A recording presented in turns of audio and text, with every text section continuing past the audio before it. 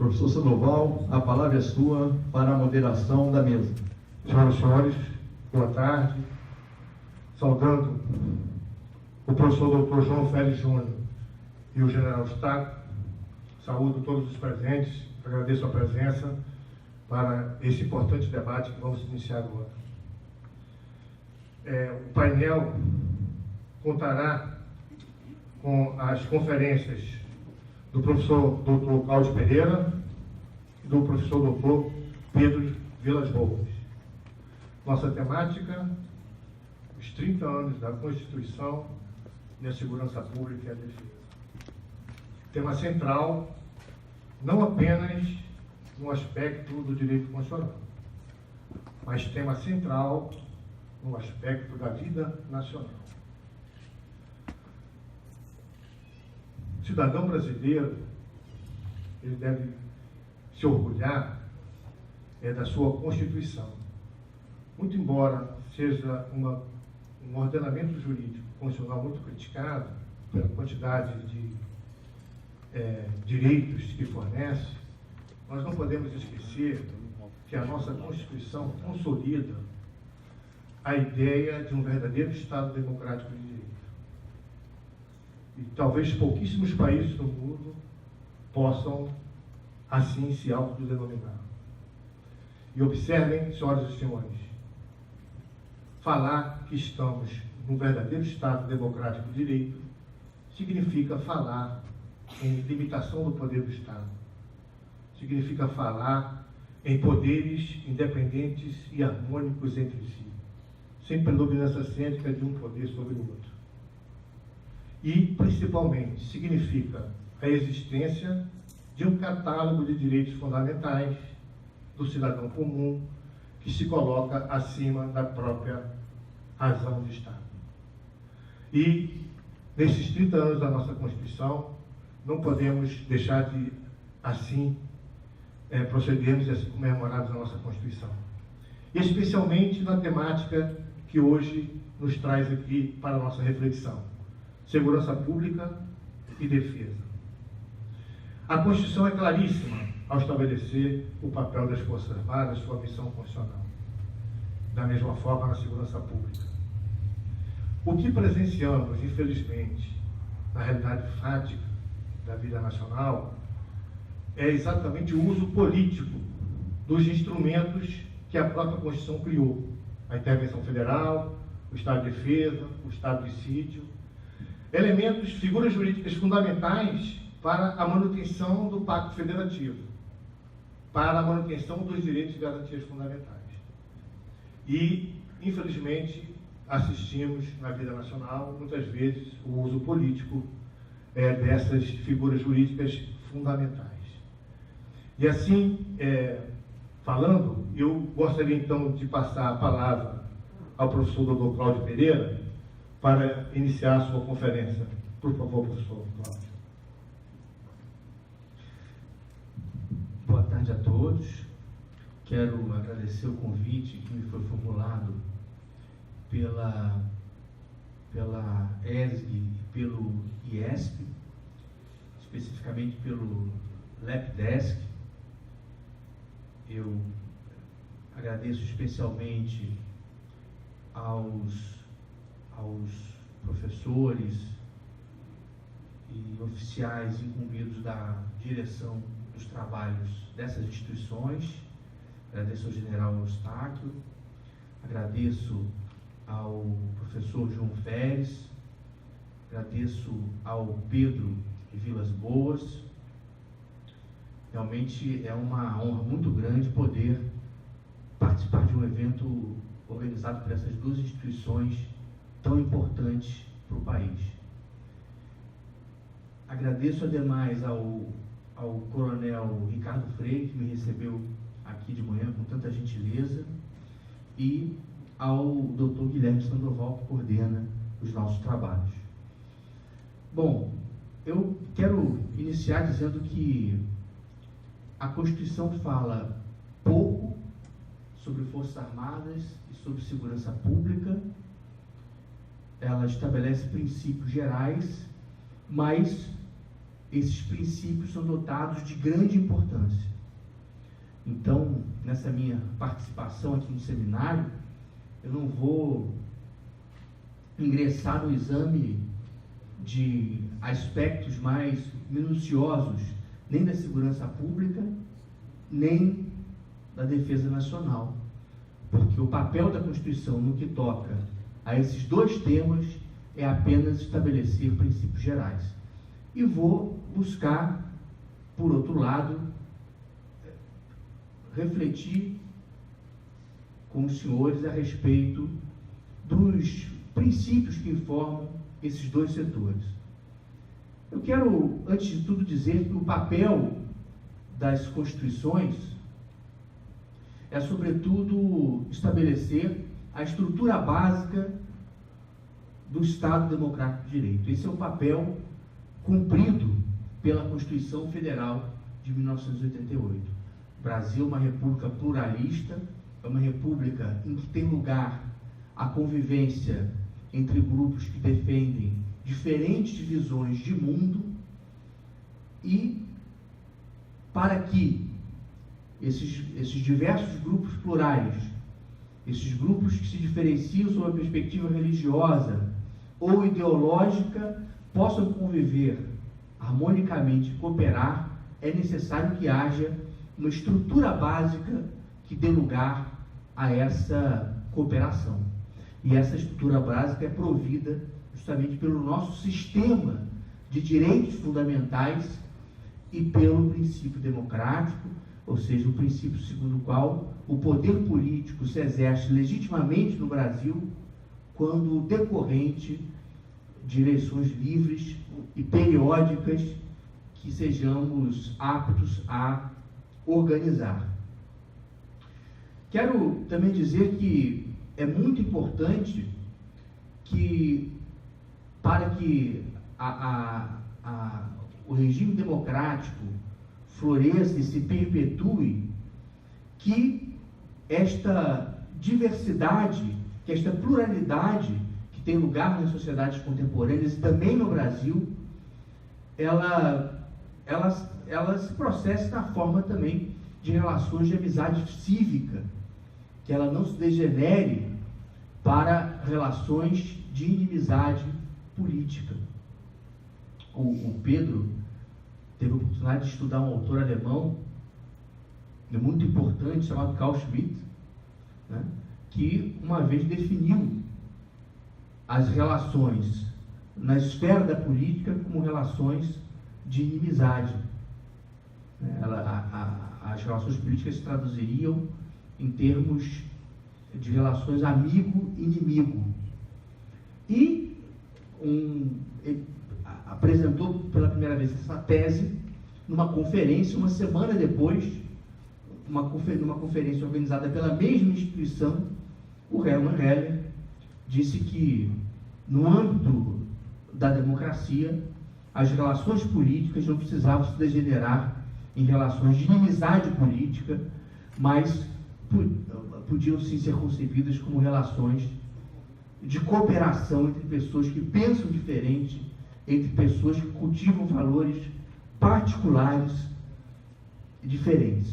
Portanto, eu gostaria de me utilizar dessa distinção entre a esfera da estrutura básica da política constitucional e a esfera das disputas entre os grupos plurais que têm lugar na política ordinária.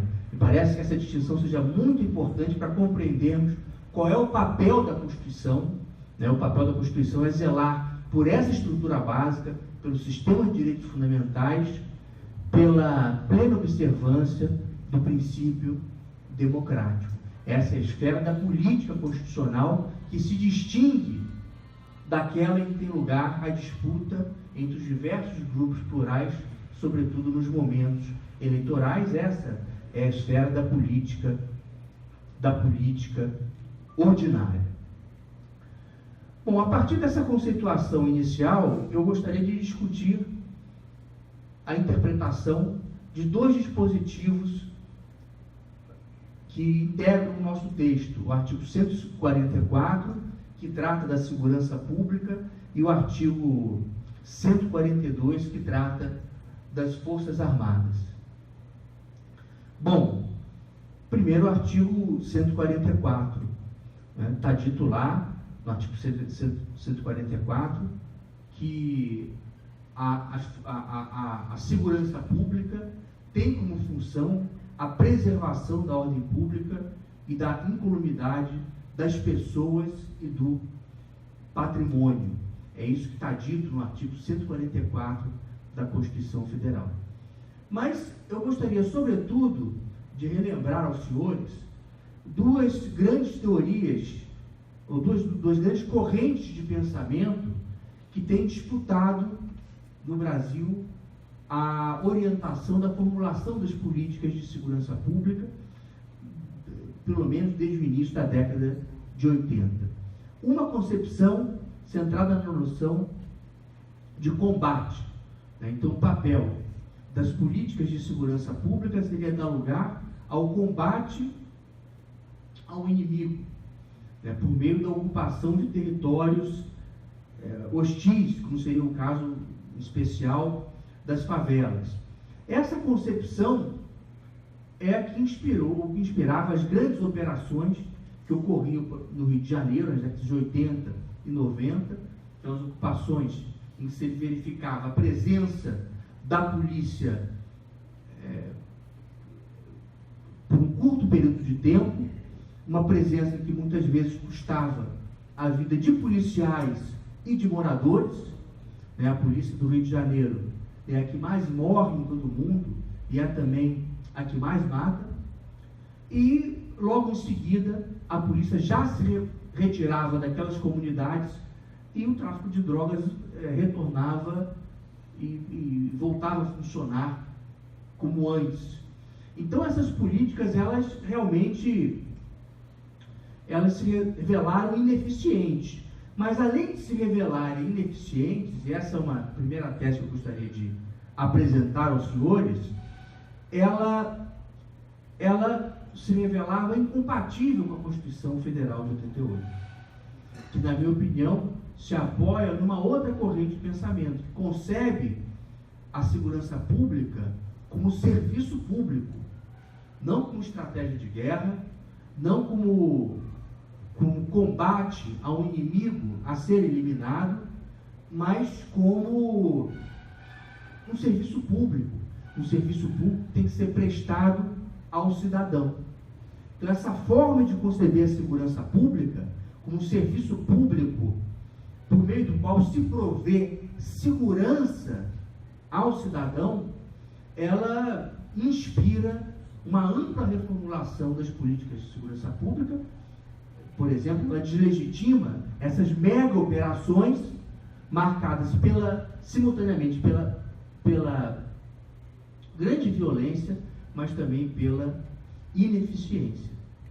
E pode inspirar também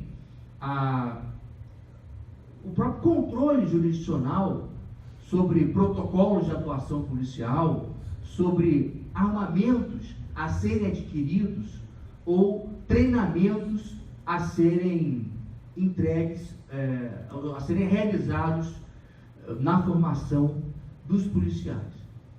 E essa é uma distinção conceitual, e o que a Constituição Federal de 88 pode fazer é contribuir com a elaboração dessa distinção conceitual entre a segurança pública como estratégia de guerra e a segurança pública como serviço público, mas ela é plenamente operativa. Nós vemos já decisões judiciais em tribunais de justiça de todo o Brasil, em especial do Rio de Janeiro, que se inspiram nessa distinção. E me parece que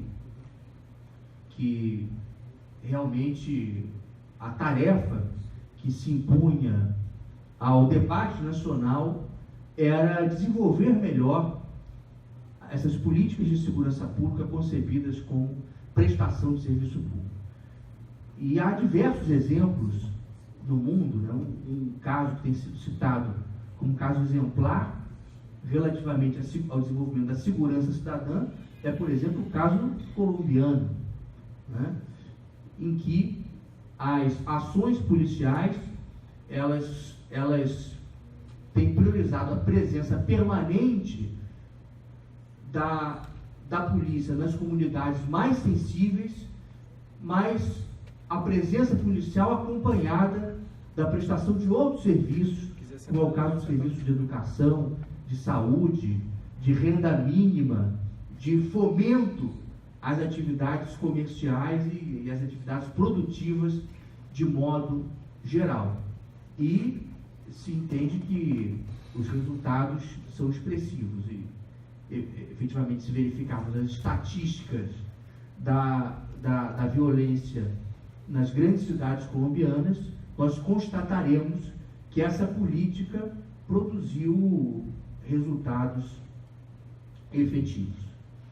Bom, o segundo dispositivo que eu gostaria de comentar na tarde de hoje é o artigo 142 da Constituição Federal, que trata justamente das Forças Armadas. A parte final do dispositivo tem dado lugar a diversas controvérsias interpretativas e, como todos sabem, esse artigo 142, ele reproduz com alterações dispositivos que constam de nossa história constitucional desde a Constituição de 1824. Bom, a atual redação do artigo 142 determina que as Forças Armadas podem ser empregadas para prover a garantia dos poderes constitucionais e também da lei e da ordem. Evidentemente, a incumbência das Forças Armadas de garantir a segurança nacional, a nossa integridade territorial, não é objeto de polêmicas mais aprofundadas, consensual.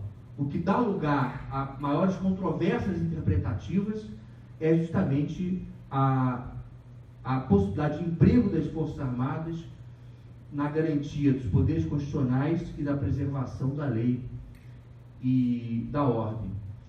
A tese que eu gostaria de sustentar é de que essa ideia de lei e de ordem tem que ser interpretada à luz daquelas observações feitas anteriormente, à luz da ordem republicana do Estado democrático de direito, né? Então, uma das incumbências das Forças Armadas seria justamente atuar no sentido da preservação do Estado democrático de direito. Como eu sustentava anteriormente, é muito importante distinguirmos a esfera do que chamamos de consenso constitucional, né, que é uma esfera que é objeto de consenso entre as doutrinas razoáveis que são formuladas no nosso ambiente, né? Então, a Constituição, ela ocupa essa esfera do que é consensual. E essa esfera, ela tem que ser preservada por instituições dotadas de uma orientação imparcial relativamente à divergência de opiniões que tem lugar em nossa esfera pública. E as duas instituições, as duas principais instituições que devem atuar nessa esfera da imparcialidade política são justamente o Judiciário e as Forças Armadas. Tanto o Judiciário quanto as Forças Armadas, eles fazem política, mas política constitucional, nunca política ordinária. Nunca política ordinária. Então, essa distinção é muito importante. E a partir dessa distinção, podemos refletir, por exemplo, sobre o emprego das Forças Armadas na esfera da segurança pública. Penso que esse emprego seja legítimo naquelas ocasiões em que predomina o interesse nacional, como é o caso de grandes eventos que se realizam nas cidades brasileiras, mas que são de interesse de todo o país, é o caso, por exemplo, das Olimpíadas, visitas de autoridades estrangeiras, eleições. Nesses casos predomina o interesse nacional e não há dúvida nenhuma quanto à possibilidade do emprego regular das Forças Armadas em operações com vistas à preservação da segurança pública. Porém, o emprego das Forças Armadas no exercício de competências que a Constituição confere aos Estados da Federação tem que ser concebido de maneira excepcional e nunca de maneira ordinária. A tese a qual eu adiro já foi sustentada no passado em texto doutrinário pelo ministro Lewandowski. Sua Excelência sustenta a tese segundo a qual o emprego das Forças Armadas em operações de segurança pública só poderia ocorrer quando houvesse a decretação de estado de defesa, estado de sítio ou intervenção federal. O ministro, ele é contra a previsão em lei complementar da possibilidade, né, do emprego das Forças Armadas de operações de segurança pública mediante mero convênio com as autoridades estaduais. E por que se sustenta essa tese? Justamente porque é necessário demarcar a excepcionalidade deste emprego. Justamente porque é necessário definir o conceito segundo o qual o emprego das Forças Armadas em políticas de segurança não pode ser ordinário, porque o papel das Forças Armadas é atuar na esfera da política constitucional, é preservar a integridade da estrutura básica do nosso ordenamento jurídico, que se identifica com os princípios do Estado de Direito e democrático. Não há possibilidade de se empregar essa instituição que é tão cara à preservação daquilo que há de mais importante para a nação, que é a segurança nacional, e ao mesmo tempo a preservação das suas instituições básicas. Não é possível desgastar essa instituição imiscuindo-a no cotidiano da segurança pública e, sobretudo, fazendo um uso, por vezes, político dessa instituição constitucional a que aludia agora há pouco o professor Guilherme Sandoval.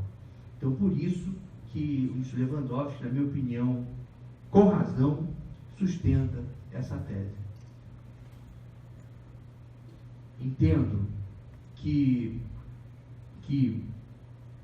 a Constituição de 88, ela promoveu, quer dizer, um esforço importante de realmente separar a esfera de atuação legítima das Forças Armadas do cotidiano da vida política brasileira. E o fez justamente para que as Forças Armadas pudessem estar preparadas e legitimadas para enfrentar os maiores desafios da nação, que são os desafios atinentes à segurança nacional, à integridade territorial e à preservação do Estado democrático de direito. Passo agora para um quarto tópico, que consiste justamente na crítica à intervenção que foi decretada no Rio de Janeiro. E quero, de início, ressalvar que, de acordo com a nossa jurisprudência, não há possibilidade do controle jurisdicional do mérito da decisão de decretar a intervenção. O Brasil, ele recepciona a orientação segundo a qual essa decisão é uma decisão política e, por ser decisão política, estaria fora da esfera do controle jurisdicional.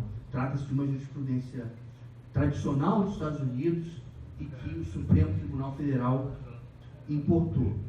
Mas o fato de reconhecer que esta decisão não seja sindicável, ou seja, não seja passível de controle jurisdicional, não nos impede de refletir sobre ela à luz dos princípios e dos valores positivados na Constituição Federal de 88. E chama a atenção o fato de que os índices de violência do Rio de Janeiro, tanto na cidade quanto no estado, são índices melhores do que os verificados em diversos outros estados e capitais brasileiras. Salvo engano, o município do Rio de Janeiro era apenas a 13ª capital no tocante aos índices de violência. E, salvo engano, o 7º estado da federação. Há estados e capitais muito mais violentas que o Rio de Janeiro, né, com o dobro, por exemplo, no que toca ao índice de homicídios. O que justifica, então, que a intervenção federal tenha sido decretada aqui e não nesses outros estados? Há, no mínimo, uma incoerência na decisão tomada pelo governo federal. Também chama a atenção o fato de que parte muito pequena do orçamento previsto para emprego na intervenção federal tenha sido efetivamente executado, né? O que dá lugar à conclusão de que talvez essa intervenção tenha sido decretada mais por razões políticas que propriamente com vistas à solução dos graves problemas de segurança pública no estado do Rio de Janeiro. Bom, são essas as considerações que eu gostaria de trazer à apreciação aqui do público, agradecendo novamente pelo convite e esperando a oportunidade para debater esses e outros aspectos da Constituição Federal de 88. Muito obrigado.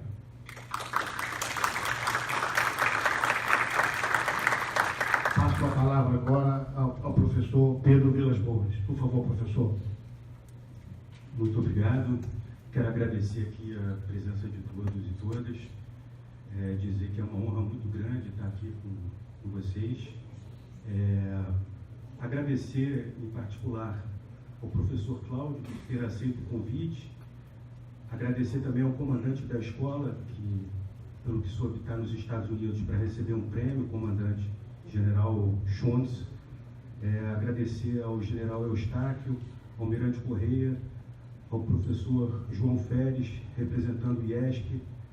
Agradecer aos amigos Coronel Freire, Coronel Faial e também ao Tenente Coronel Viana, que acho que não pôde estar aqui hoje. E agradecer a presença aqui de toda a plateia. Eu fico muito contente de estar aqui iniciando esse primeiro seminário do LEPIDESP, porque, como foi dito aqui anteriormente, ele representa uma ponte entre o mundo acadêmico e o mundo das Forças Armadas e Forças Policiais. Esses mundos, eles vivem muitas vezes, atuam como se mundos à parte fossem, como se cada um operasse num certo autismo. E o laboratório tem a ideia de estabelecer uma ponte, de modo que a gente possa reunir toda a experiência e conhecimento de ambas as partes. E nós temos tido êxito e aprendido bastante com a sinergia e a pesquisa que surge daí. Eu sempre que faço uma exposição, profiro uma palestra aqui na Escola Superior de Guerra, eu fico um pouco constrangido porque eu ainda não aprendi a usar PowerPoint, me sinto um pouco pré-histórico, mas eu fiz aqui meu PowerPoint, só que eu fiquei achando que eles ficaram muito prolixos, muito extensos, mas eu mesmo aqui vou poder lê-los. Mas eu sei que os senhores sempre utilizam e a informação fica muito mais rápida e organizada. Mas eu vou tentar não ser muito bagunçado, desorganizado e dividir minha apresentação em 3 pontos. O primeiro ponto é relativo ao cenário internacional. Pretendo tratar aqui da ideia de que estamos num cenário internacional em que há um certo esmorecimento, enfraquecimento dos Estados-nação. O processo de globalização, de fato, diminuiu o raio de ação de governantes em função da internacionalização do mercado financeiro, do mercado de trabalho, da luta contra o terrorismo, etc. Falarei, então, em primeiro lugar, do cenário internacional. Em seguida, entro na Constituição de 88 para falar de aspectos positivos para tratar da sua contribuição, seu aporte sob o ponto de vista da defesa nacional e da segurança pública.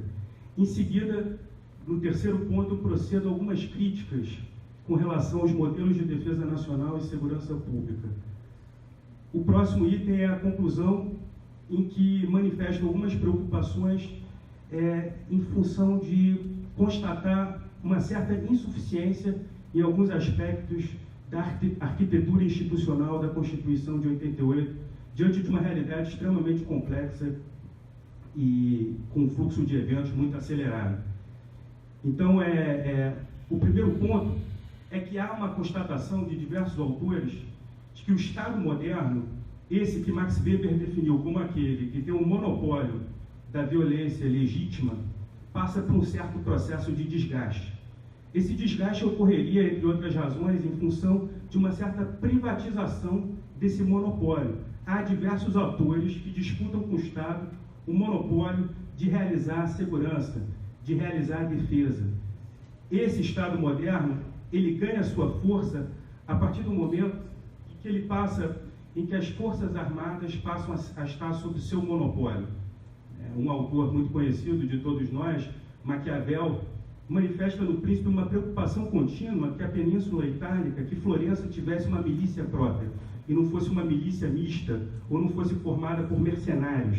Hoje em dia, o que se vê do ponto de vista do palco da política internacional é que surgem várias empresas de mercenários, há uma certa erosão e desgaste do ponto de vista das Forças Armadas, e elas passam por a guerra passa por um certo processo de privatização, desde que a guerra deixou de ser uma guerra, ou pelo menos supunha-se que fosse uma guerra interestatal. O cenário internacional era muito alimentado pela ideia da Paz de Westfália, que mostrava um mundo dividido em estados nacionais, e esses estados nacionais estariam numa espécie de concorrência e de tensão conflituosa entre si. Esse cenário, para muitos, ele se esvai, ele se acaba, sobretudo a partir da dissolução da União Soviética e a queda do Muro de Berlim. Ele também sofre um abalo muito sério em função daquilo que ocorreu há aproximadamente 17 anos atrás, o 11 de setembro. O 11 de setembro também foi um marco histórico do ponto de vista da perda desse monopólio da violência legítima por parte dos Estados. Então, eu queria chamar a atenção que o fato de que a globalização do terror, a indefinição com relação ao inimigo a ser combatido, que era muito claro do ponto de vista da Guerra Fria, em que o mundo era dividido de forma bipolar, havia um antagonismo leste-oeste e se sabia quem se deveria combater. De um certo ponto de vista, havia vantagens, sob o ponto de vista da previsibilidade, uma maior previsibilidade, em função de se saber quem se deveria combater. De outro ponto de vista, aqueles que ficavam sob a proteção da União Soviética e dos Estados Unidos acabavam tendo uma soberania extremamente reduzida. Esse cenário se foi, mas ele deixou uma série de marcas. Ele deixou as fronteiras dos Estados muito mais porosas. Ele modificou radicalmente a natureza dos conflitos bélicos. Ele aumentou radicalmente o tempo de pequenas guerras. Há quem diga que a guerra tradicional tenha desaparecido. Mas a guerra tradicional ainda é aquela que nós utilizamos para descrever uma situação como uma situação de guerra. Hoje em dia nós teríamos algo como pequenas guerras, algo que o Clausewitz já tinha previsto, porque dizia que a guerra é camaleônica, ela vai se transformando de forma veloz. Mas Clausewitz pensava a guerra como a continuação da política. A guerra deveria ser regida pela política. E essa é uma contribuição muito importante da Constituição de 88. A Constituição de 88, ela submete a autoridade militar à autoridade civil. É a política que deve ditar as regras da defesa e da segurança. Ela também substitui a ideia de segurança nacional, a doutrina de segurança nacional, pela divisão que estabelece entre defesa nacional e segurança pública. Segurança, como disse o professor Cláudio, passa a ser alçada a ideia de segurança pública. Isso tem um significado importante, porque a segurança agora não é a segurança de um grupo, de uma família ou de um determinado órgão do Estado, mas a segurança de todos. No horizonte de expectativa de todas as pessoas está a possibilidade de ter acesso a esse bem fundamental da segurança pública, que é traduzido sob a forma da incolumidade física, patrimonial e a defesa da ordem pública e social.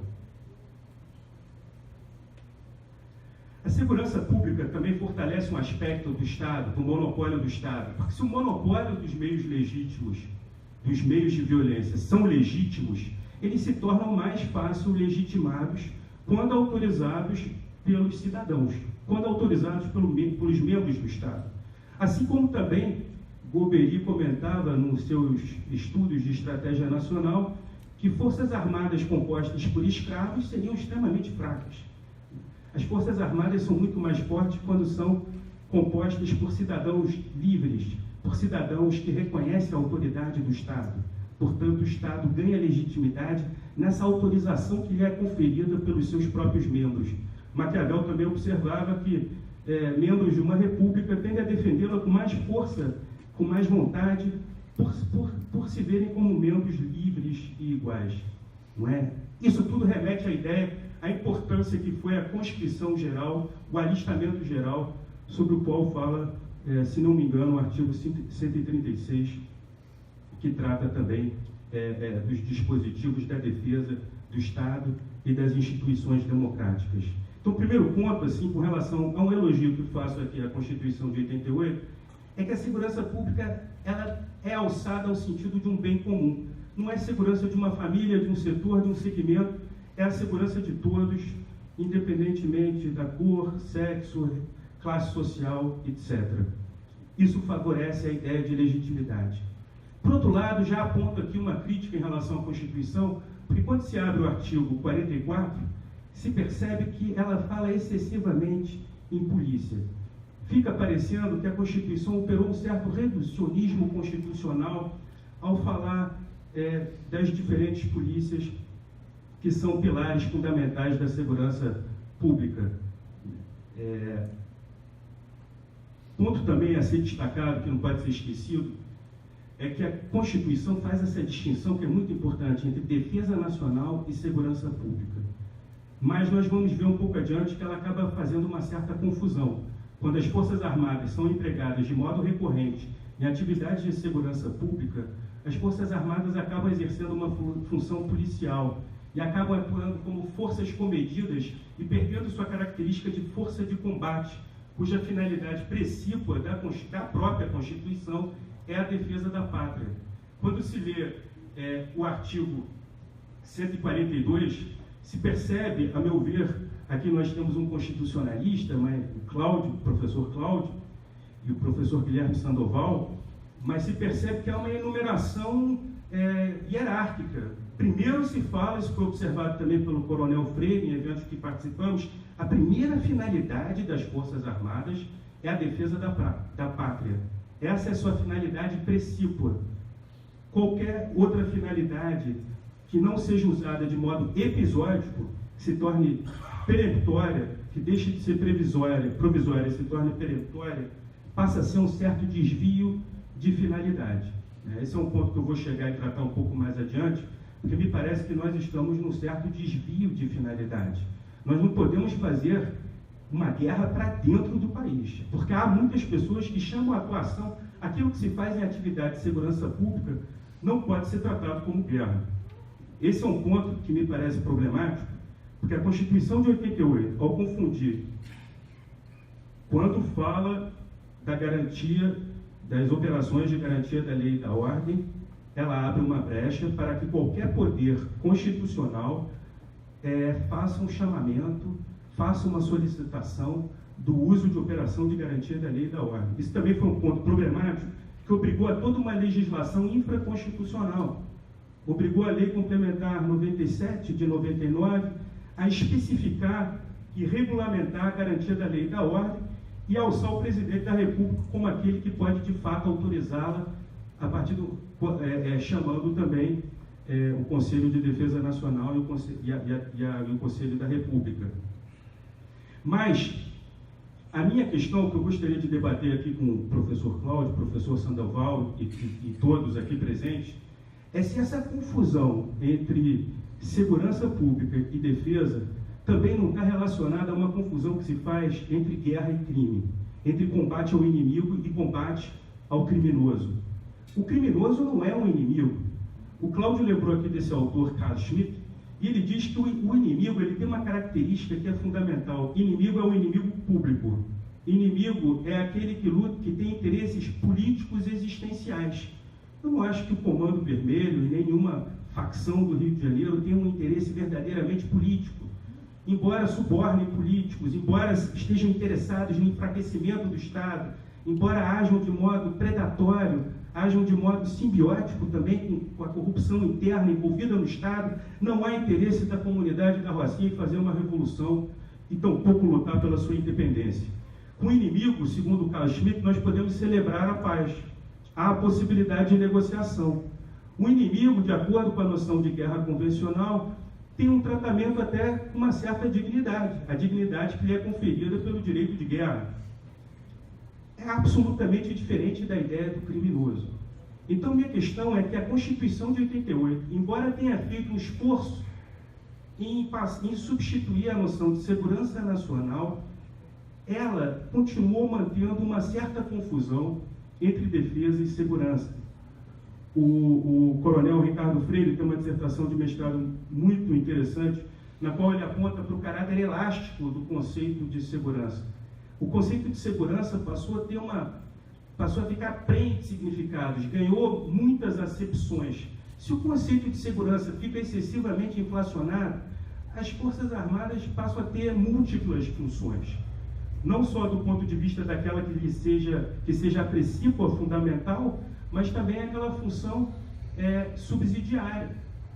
Como o coronel lembra de vacinar gado, cuidar de doenças, uma série de funções que fazem com que ela deixe de ter outras, porque as Forças Armadas têm que se manter em constante treinamento. As Forças Armadas, elas têm que se manter constantemente treinadas para combater uma eventual ameaça ou invasão externa. Me parece, esse também é um ponto a debater, que o Brasil se nutre de uma ideia falsa, que é o mito de um país pacífico. Nós não somos país pacífico coisa nenhuma. Com 60 mil mortes, com mais de 60 mil mortes, homicídios dolosos anuais, que ocorrem nos centros urbanos, né, também em regiões rurais, não é possível falar em país pacífico. E do ponto de vista das fronteiras, nós não temos nenhuma garantia de que nossos vizinhos serão sempre benevolentes e olharão para o Brasil como um grande país de dimensão colossal com os quais não devem mexer. O país é repleto de riquezas naturais, e o cenário mundial vai mudando a todo momento. Então é absolutamente perigoso deixar as Forças Armadas cuidando da função policial quando deveriam cuidar da função de uma guerra eventual, de controlar. As Forças Armadas não podem ser submetidas a esse reducionismo. E me parece que a Constituição Federal o fez ao deixar aberta. Vamos debater. Mas é o maior debate que eu tenho prazer. Quando eu vejo essa academia, que coisa maravilhosa. O debate é maravilhoso. Eu sou professor, não sou doutor, porque eu sou advogado, mas até a minha vez eu vou falar. Dois brilhantes oradores. Que magnífico. Eu vou ter minha vez.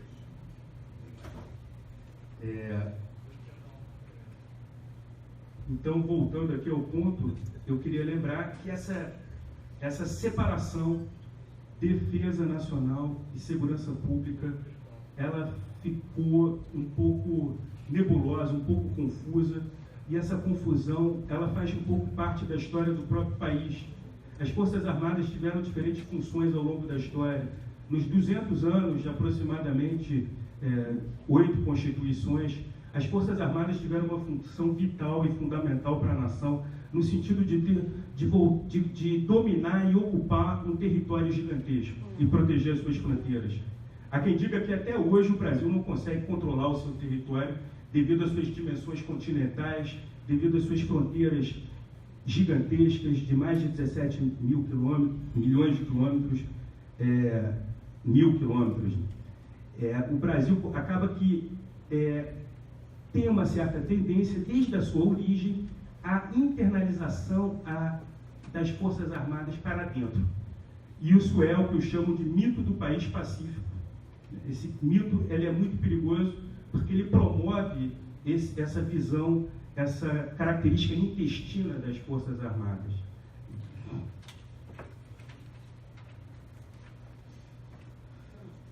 Há uma ambiguidade no conceito de segurança pública. Como o professor Cláudio chamou a atenção, muitas pessoas confundem política de segurança com uma política beligerante, uma política de guerra e de combate. Segurança pública não é para fazer guerra, não é para se proceder à beligerância e ao combate. Isso, do ponto de vista orçamentário, é caríssimo. Nós temos já mais de 25 operações de garantia da lei e da ordem e hoje vivemos sob intervenção federal. Isso tem um custo financeiro extremamente elevado. Com esses valores, me lembro que no início desse ano, janeiro, um dia das Forças Armadas estacionadas ali, fazendo um cerco à Rocinha, custava mais de R$1 milhão. A ocupação da Maré custou mais de 600 milhões. Todos esses valores poderiam servir para reequipar, afinal, as polícias, para melhorar seus salários, para melhorar sua formação, para lhe garantir um colete à prova de bala sem defeito, né, para lhe oferecer tratamento psicológico, para evitar essa letalidade absurda da polícia, que é que ocorre em razão dessa visão beligerante. Então, me parece que há uma distorção. E nós estamos num momento eleitoral, que é um momento para a gente fazer essa reflexão. Mas, infelizmente, o debate que nós vemos é muito pobre. E o debate não se trata dessas questões, me parece, de modo com maior seriedade e acuidade. Eu passo aqui, eu acabei um pouco falando dos aspectos, alguns aspectos positivos e aspectos negativos da Constituição Federal. E acho que é importante que a gente chame a atenção que hoje muitos interpretam a realidade dizendo que a Constituição ela abriu uma certa dimensão para a judicialização da política. Essa dimensão da judicialização da política nem aparece tanto nesses capítulos que o professor Cláudio comentou, 142 e 144, porque, como mencionei, ela reduz excessivamente segurança pública a uma ideia policial. Então, esse reducionismo ele acaba criando uma série de dificuldades, porque não relaciona a segurança pública com a investigação, não relaciona a segurança pública com o Ministério Público, não relaciona a segurança pública com o sistema prisional. Fica a impressão que segurança pública, do ponto de vista constitucional, é pura função policial. Isso sobrecarrega tanto a Polícia Militar como a Polícia Civil e Federal. Outra questão que também é complicada na Constituição Federal é o ciclo completo da atividade policial. Ela acabou adotando um modelo dual, né, de uma polícia que tem uma característica ostensiva e outra polícia que é de natureza investigativa, repressiva. Mas o crime, ele é uno. O intercrimes, ele tem etapas que estão relacionadas, e é problemático dividir essa etapa. É problemático que só uma polícia possa investigar e a outra tenha a função mais ostensiva, ou só possa prender em flagrante. Isso parece também ser um catalisador, por vezes, do conflito. Deveria ser possível investigar não só a posteriori, mas a priori também, para tentar desarticular redes criminosas, etc. Então, essa questão do ciclo me parece que tem que ser revista, né? Por que eu mencionei aqui a questão da judicialização da política? Acho que a judicialização da política deriva de um problema que nós estamos vivendo hoje. Isso não pode ser, obviamente, colocado na responsabilidade da moldura estrutural constitucional. Não é responsabilidade dela única, exclusivamente. Mas nós estamos vivendo um momento de criminalização da política, quando deveríamos viver um momento de criminalização de condutas de pessoas suspeitas de práticas de delito. Então, a criminalização da política, ela é um risco seríssimo também para as Forças Armadas, do ponto de vista da legitimidade do monopólio que o Estado tem dos meios de violência. Porque é a política que deve ditar as regras deve dizer o que deve ser feito com as Forças Armadas. É a política que dita o que deve ser feito com a segurança pública. E essa política, ela deriva da vontade que é manifestada no voto no processo eleitoral. Isso é o que confere legitimidade, soberania e força a uma nação. E não a enfraquece, mas eleições, política, partido estão sendo vistos como criminosos em função de condutas criminosas. Não confundamos a criminalização da política com a criminalização de algumas condutas criminosas. Chegando aqui às minhas conclusões, me parece que estamos diante de um risco. Se vivermos um momento de judicialização da política, me parece que há uma certa abertura para a militarização da política. E a militarização da política não é boa para ninguém. Ela não é boa para os militares, ela não é boa para nenhum segmento da sociedade. Porque a militarização da política, ela perde essa característica da legitimidade, que não é um romantismo. A legitimidade é o que confere força a uma nação.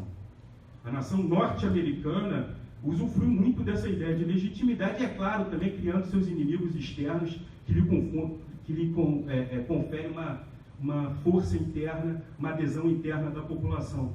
Nós devemos olhar mais para fora e menos para dentro, e olhar o perigo que nos cerca do lado de fora, e não tratar o criminoso como inimigo. Criminoso não é uma pessoa boazinha. Não devemos romantizar o crime e também fazer o reducionismo de que a criminalidade, toda a criminalidade é fruto da pobreza. Isso também é um erro, né? Cidadãos fazem escolhas mesmo em situações de parcos recursos.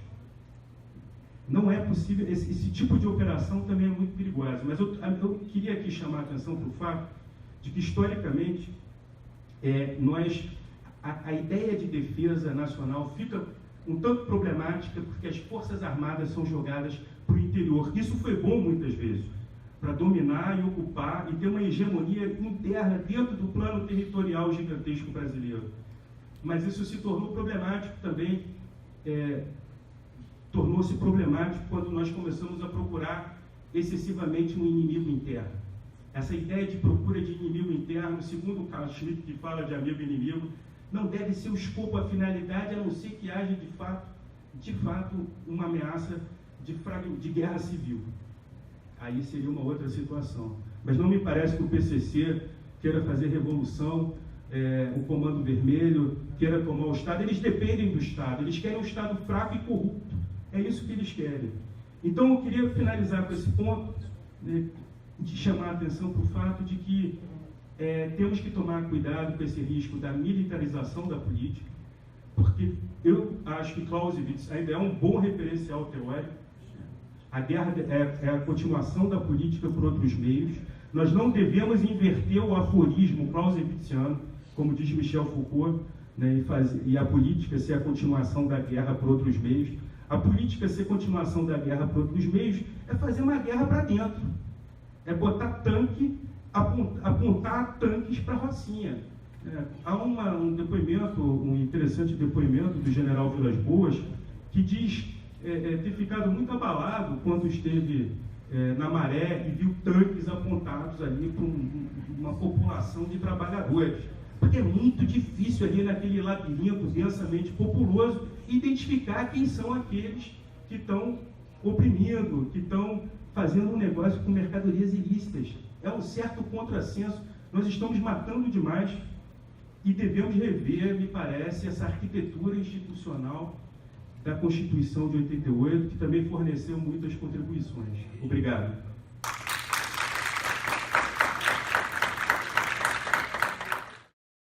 Bem, iniciando os comentários do moderador, eu gostaria de começar destacando da fala do professor Cláudio Pereira, professor, né, a ideia que o senhor trouxe das diferentes cosmovisões da sociedade, né?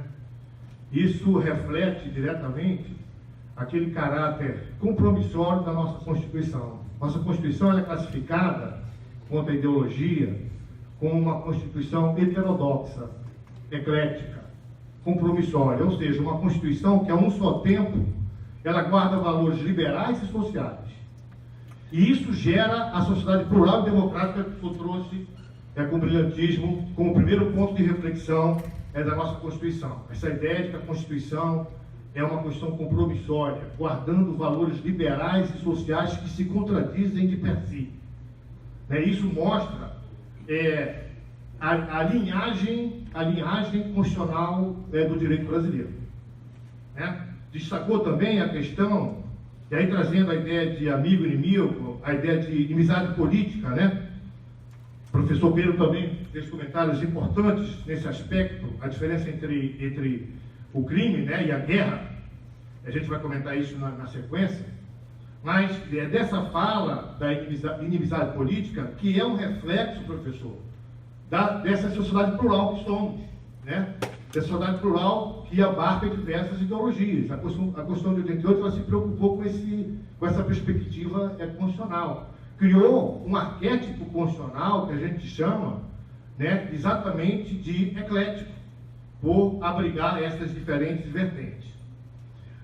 Na sequência da fala do professor Cláudio, ele destacou bem a interpretação do artigo 142 e 144.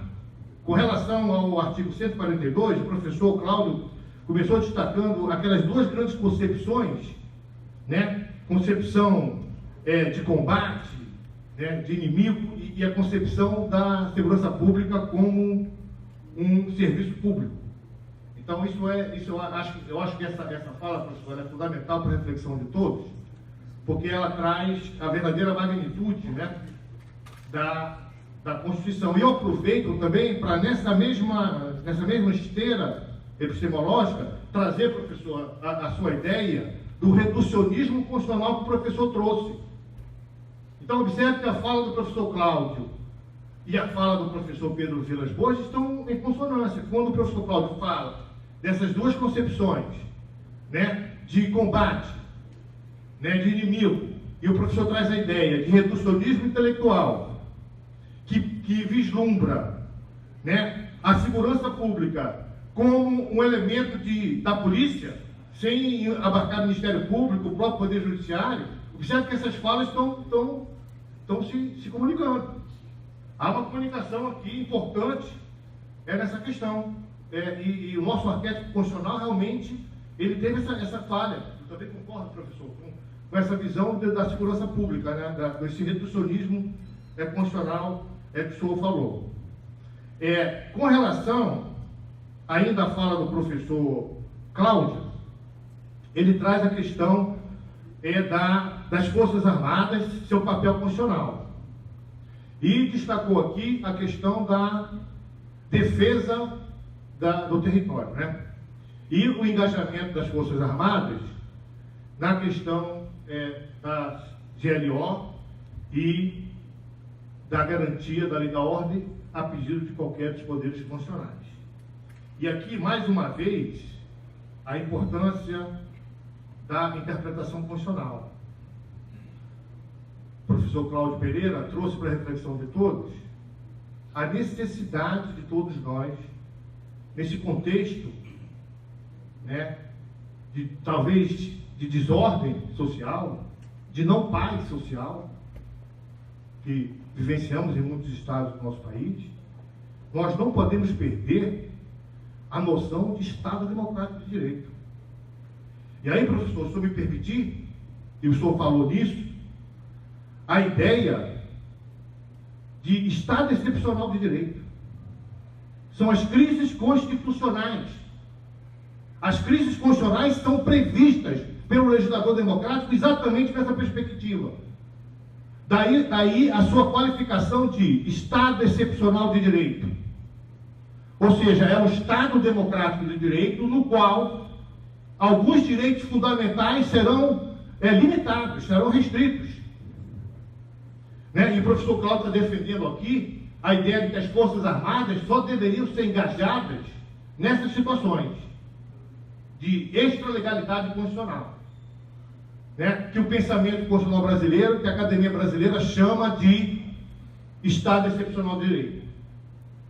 Ou seja, fundamental, professor, só acrescentando a fala, se o senhor me permitir, as famosas limitações circunstanciais ao poder constituinte derivado do reformador. Observem bem, senhoras e senhores, que O que estamos aqui debatendo, segurança pública, né? Na questão da intervenção federal, na questão do Estado de Defesa, do Estado de Sítio, estamos falando das limitações circunstanciais ao poder constituinte derivado da reforma. E da fala do professor Cláudio ainda, destaco a ideia de que o mérito da controle de constitucionalidade, ele não pode ser feito.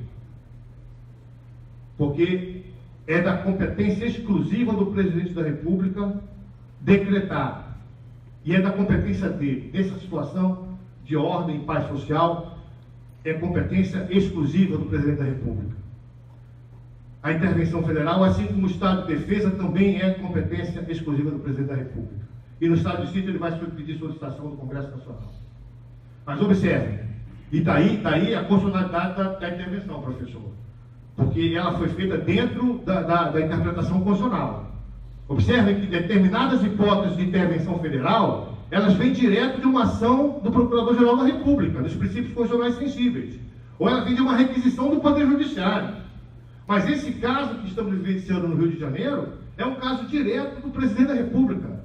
É uma hipótese discricionária dele. Então, observe, ele não tinha que pedir autorização de ninguém, nem do Poder Judiciário, claro que do Congresso Nacional, como manda a Constituição, ouvido o Conselho de Defesa e o Conselho da República. Né? E o professor Cláudio destacou isso também com muito brilhantismo. Da fala do professor Vilas Boas, ele começa muito próximo da fala do professor Cláudio, falando dos mundos apartados do professor. Como se esses mundos, né, fossem mundos sem conexão, sem fluxo epistemológico entre eles, sem acoplamento estrutural. Claro que segurança pública e defesa, eles têm um acoplamento estrutural, como quer Niklas Luhmann, né, quando ele faz os sistemas autopoéticos, ele defende essa ideia da estruturação, do acoplamento estrutural, né, entre os diversos fluxos epistemológicos que existem. E aí o primeiro ponto que o professor traz foi a análise que ele fez do cenário internacional, em que ele destacou a ideia do fim da Guerra Fria. Professor, me permita trazer para a reflexão de todos o que estamos aqui debatendo, e o senhor trouxe, na fala do senhor, a ideia da previsibilidade estratégica do mundo bipolar que existia. Quando adentramos ao chamado mundo pós-moderno, na geopolítica nós chamamos a chamada ordem geopolítica pós-moderna. Essa ordem geopolítica que ainda está em construção. Né? E o senhor trouxe, anotei aqui, momentos de ruptura paradigmática da história da humanidade. O fim da Guerra Fria e o ataque de 11 de setembro. Muda completamente o cenário internacional. Né? E traz para todos nós a questão da reflexão fundamental, Max Weber, monopólio do uso da força.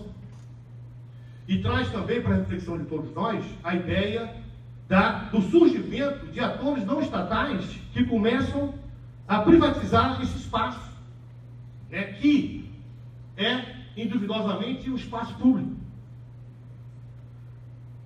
E o fim da Guerra Fria, quando ela traz a abertura comercial, ela conecta os Estados nacionais. E o professor destacou aqui, e queria compartilhar também com todos, a ideia da desconstrução do Estado westfaliano, de 1648, quando surge o Estado Nacional propriamente dito, e o fim do Estado medieval. E o Estado westfaliano, ele realmente entra em crise a partir desse mundo pós-moderno, porque há uma relativização do conceito de soberania.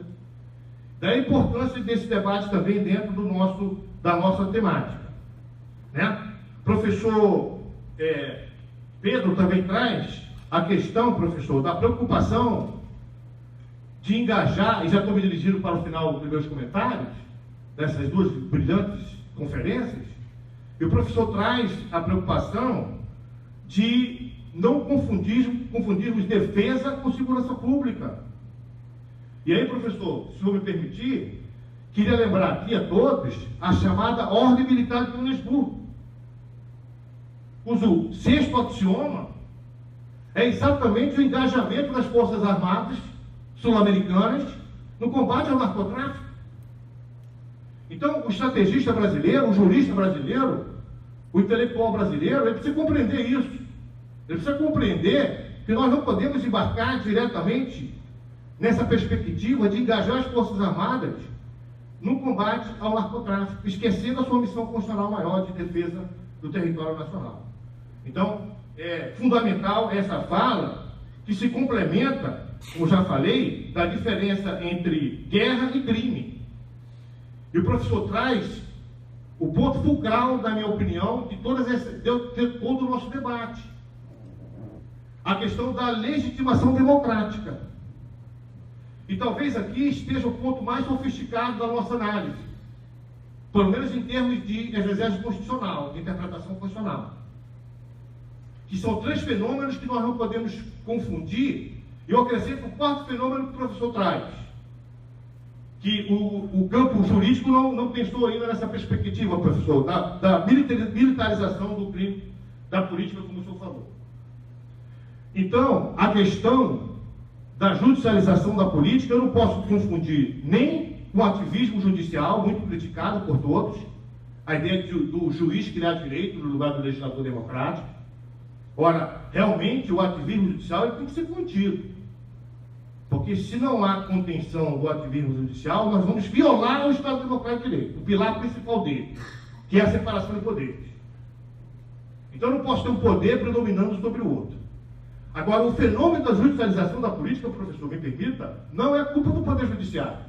O Poder Judiciário está inerte e a questão política é levada a ele, é judicializada. Aí ele faz o ativismo. Mas ele não tem culpa do fenômeno da judicialização da política. Então, eu não posso confundir esses conceitos muito próximos, mas totalmente distintos. Né? E aí o professor trouxe com brilhantismo exatamente essa questão. Permeando tudo isso, perpassando tudo isso, o fenômeno mais danoso. O professor Cláudio falou e o professor Pedro também, que é o fenômeno da politização da justiça. É o poder judiciário partidário. É o poder judiciário com partido político. Observe a dificuldade do Estado Democrático de Direito no tempo presente. E observe, isso não é um fenômeno brasileiro, não. Isso é um fenômeno mundial. E aí, professor, vem a questão que o senhor colocou muito bem, da politização, né, do crime e da militarização da política, e da criminalização da política. Quer dizer, todos esses conceitos, eles se interpenetram e colocam para todos nós a ideia de legitimidade democrática. E queria encerrar com essa imagem. Ora, nesse contexto de judicialização da política, criminalização da política, ativismo judicial, politização da justiça, nós não podemos esquecer, e talvez esse seja o ponto mais importante da nossa reflexão de todos nós aqui hoje. E os dois professores trouxeram também isso. É a legitimação democrática do Estado Democrático de Direito. E aí, se me permite, professor Cláudio e professor Pedro, né? Quando o senhor fala que a legitimidade democrática tem que estar com o povo, é exatamente a ideia de legitimidade aberta de intérprete da Constituição do famoso autor Peter Haber. Quando ele diz, quem interpreta a Constituição não é o Supremo Tribunal Federal. Quem interpreta a Constituição é o povo, é a comunidade aberta de intérprete da Constituição. E a legitimidade democrática de qualquer dos poderes virá exatamente da aceitação dessa comunidade aberta. É a comunidade aberta que vai legitimar democraticamente o ativismo judicial e esses fenômenos que transitam no constitucionalismo da sua modernidade. Então, com esses comentários, eu gostaria mais uma vez de pedir uma salva de palmas para o professor Cláudio e para o professor Pedro pelo brilhantismo e prestado. Gostaria de dar início agora ao nosso debate e gostaria de chamar o Gustavo Gomes, por favor. Gustavo. Alguém poderia botar aqui o... Pode usar esse aqui.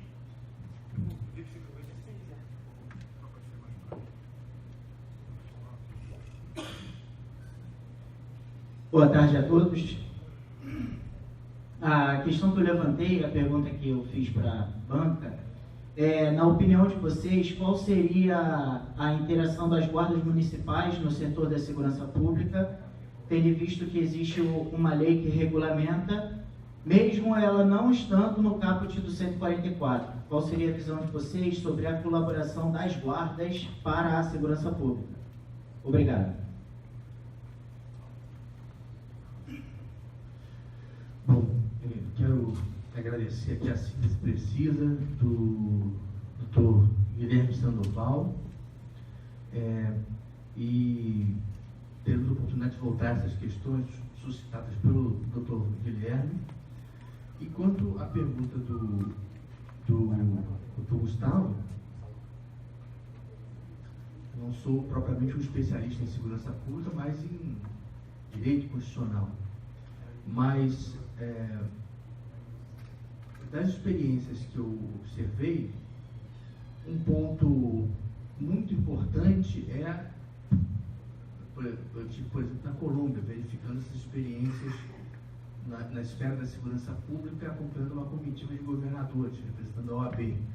Antigamente eu era participante da OAB, estive lá uma semana, e um dos pontos que chamou muita atenção era a troca de informações entre essas guardas de natureza patrimonial, guardas privadas de natureza patrimonial, segurança privada mesmo,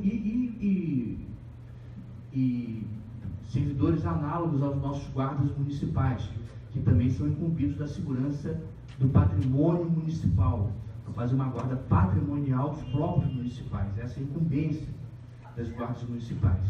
E a cooperação se dava sobretudo no plano da informação, inserindo informações obtidas em decorrência da sua presença ostensiva nas ruas, nos sistemas de informação que auxiliavam as autoridades policiais no exercício das suas atribuições.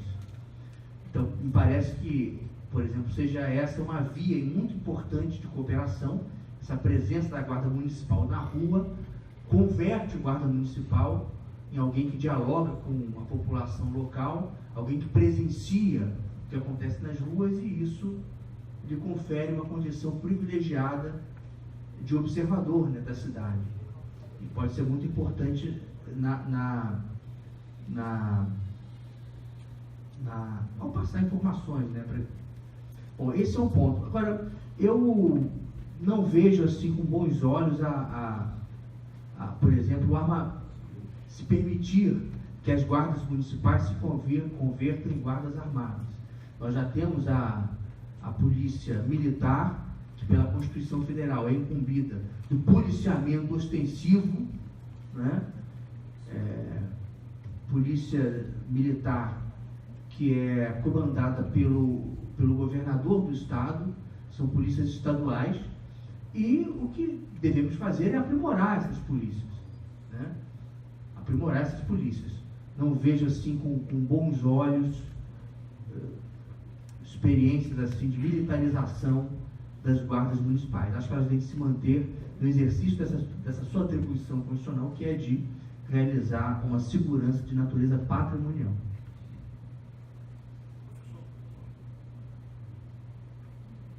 Obrigado.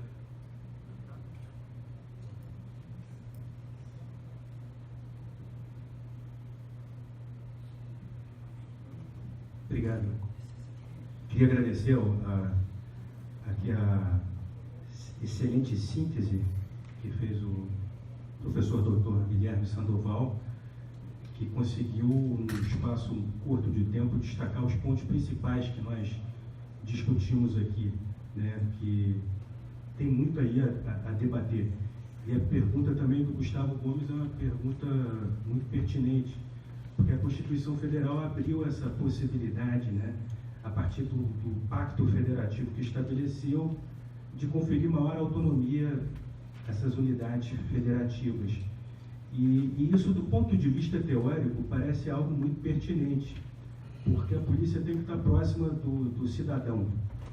E a guarda municipal, ela seria dotada dessa capilaridade, dessa capacidade de estar em meio, aumentar o contingente ostensivo da polícia militar. Eu vejo isso com bons olhos, porque há uma carência de policiais na rua. Eu acho que há um problema do ponto de vista da ostensividade, que é o que cria a sensação de segurança, né? A gente vê diversos espaços, a cidade é toda dividida, fragmentada, e ela, pensando do ponto de vista do Rio de Janeiro, e ela tem muitos espaços que não estão cobertos. Então a Guarda Municipal poderia se incorporar. Acho que é uma discussão se ela poderia ser armada. Acho uma discussão, mas o problema é reproduzir a mesma lógica de combate ao inimigo que já está em curso. Então não adiantaria aumentar esse contingente, armar esses guardas e continuar dentro da mesma lógica da política, de uma política de segurança belicista. Essa política de segurança belicista, ela enfraquece, na verdade, o Estado. Ela é cara, ela aumenta a letalidade, a vitimização dos policiais e dispara a letalidade, dispara os homicídios dolosos. Mas eu acho que essa é uma discussão fundamental e sou favorável a aumentar o contingente ostensivo por meio da atuação mais contundente da Guarda Municipal.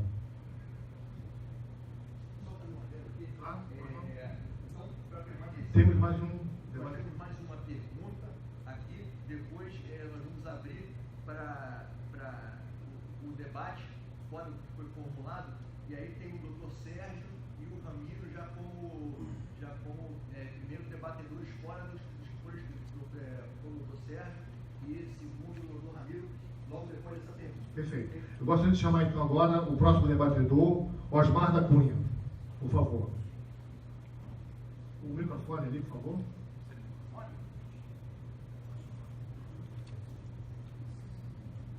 Boa tarde a todos. Eu sou o capitão de Maringuerra da Reserva da Marinha. Atualmente estou realizando o mestrado pelo INEST da UF. Não sou formado em Direito, na realidade estou aprendendo muito com os senhores hoje.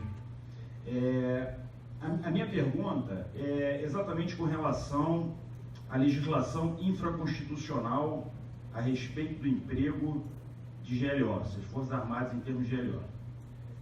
Eu penso que a confusão e até mesmo esse emprego costumeiro das Forças Armadas em GLO, elas têm sido muito mais um resultado, logicamente, talvez, das necessidades que a conjuntura apresenta, mas também um resultado da própria flexibilização que foi dada ao conceito de GLO pela legislação infraconstitucional do que efetivamente pelo artigo 142 da Constituição. Eu enxergo nitidamente, e durante a Constituinte de 87 e 88, esse foi um ponto fulcral, várias discussões em torno do papel das Forças Armadas internamente no país, esse foi um ponto de intensas discussões, e me parece que o legislador, o Constituinte naquela época, ele parece ter chegado a uma solução em que se vislumbra basicamente dois blocos bem distintos, como foram aqui abordados. Um, o artigo 142, em que, a meu ver, ele deixa bem claro que ali é algo que está afeto à segurança do Estado e do regime em vigor, que no caso é o nosso regime democrático, né, de direito, e criou-se, então, um outro artigo, o 144, afeto à segurança pública. Me corrijam os senhores, mas em pesquisa feita em todas as constituições desde 1824, eu não encontrei a expressão segurança pública em nenhuma delas.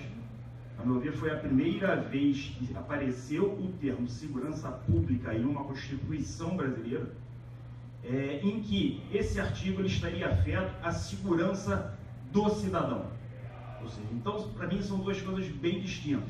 Uma é a segurança do Estado e do regime em vigor, no qual estaria afeto envolvendo as Forças Armadas como uma de suas atribuições, ou seja, a garantia dos poderes constitucionais e, a meu ver, em casos excepcionais, da lei e da ordem, e a outra da segurança do cidadão, que estaria relacionada à segurança pública, ou seja, fosse segurança individual ou coletiva do cidadão, como o professor colocou, e aí incluindo a incolumidade das pessoas e do patrimônio.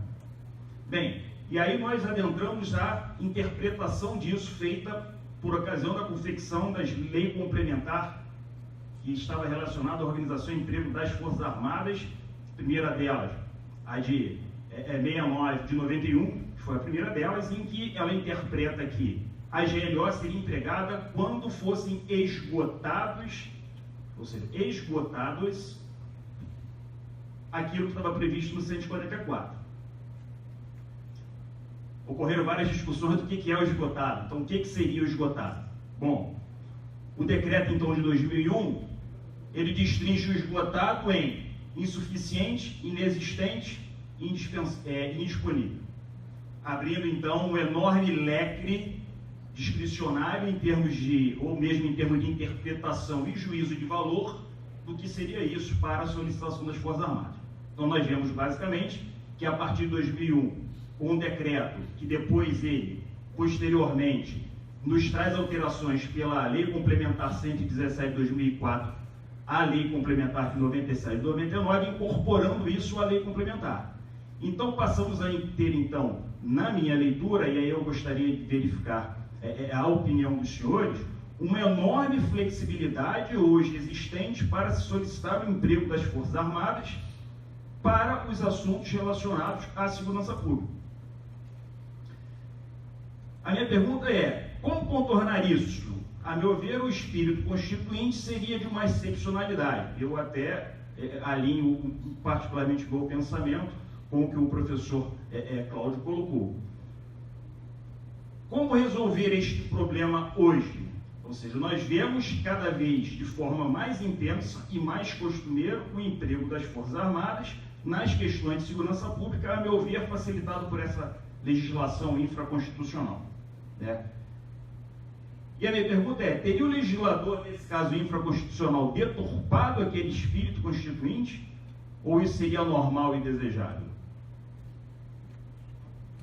Eu concordo integralmente com as observações do capitão Osmar e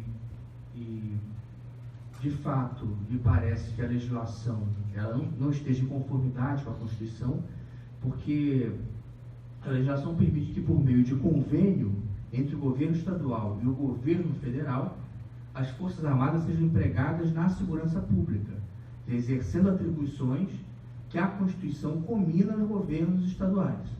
Então, por meio de mero convênio. Só que a Constituição Federal, ela prevê circunstâncias excepcionais em que a autonomia federativa ela será relativizada. E são essas circunstâncias mencionadas, né, pelo Dr. Guilherme, que do Estado de Sítio, Estado de Defesa e intervenção federal. Por que restringir o emprego das Forças Armadas a essas hipóteses? Também porque essas hipóteses, se por um lado elas relativizam a observância de certas garantias constitucionais, por outro, elas estabelecem um sistema de controle mais rigoroso sobre o poder. Então, na vigência de intervenção federal, por exemplo, como acontece agora, não é possível alterar a Constituição Federal, né? Então, se estabelece este limite, este obstáculo para o emprego das Forças Armadas em operações de segurança pública, obviamente esse emprego se tornaria mais raro e apenas ocorreria naquelas ocasiões em que realmente ele se justificasse. De fato, não é possível converter as Forças Armadas em polícia, porque isso no limite é o que acaba acontecendo. O Brasil tem tarefas da mais alta gravidade e complexidade com as quais as Forças Armadas têm que lidar, né? A segurança do nosso mar territorial, recursos do nosso subsolo, agora o pré-sal, tem o problema da guerra cibernética, enfim, tem uma série de assuntos da mais alta complexidade, dos quais as Forças Armadas têm que se incumbir. E converter as Forças Armadas em polícia ao fim e ao cabo, afastá-las dessa missão constitucional precípua, né, de defesa da nossa soberania, de defesa da nossa integridade territorial e de defesa, em circunstâncias excepcionalíssimas, do nosso regime, do regime democrático, né? Há outras formas de cooperação federativa que me parecem formas virtuosas, né, que já foram praticadas no Brasil, explorando o caráter cooperativo da nossa federação. Nada impede que a União crie fundos para auxiliar financeiramente os estados, mas condicione a entrega de recursos à aplicação de programas estabelecidos no plano federal, né, como se fez no passado por meio, por exemplo, do PRONAS, né, que me parece correto relativamente ao fato de investir na cooperação federativa.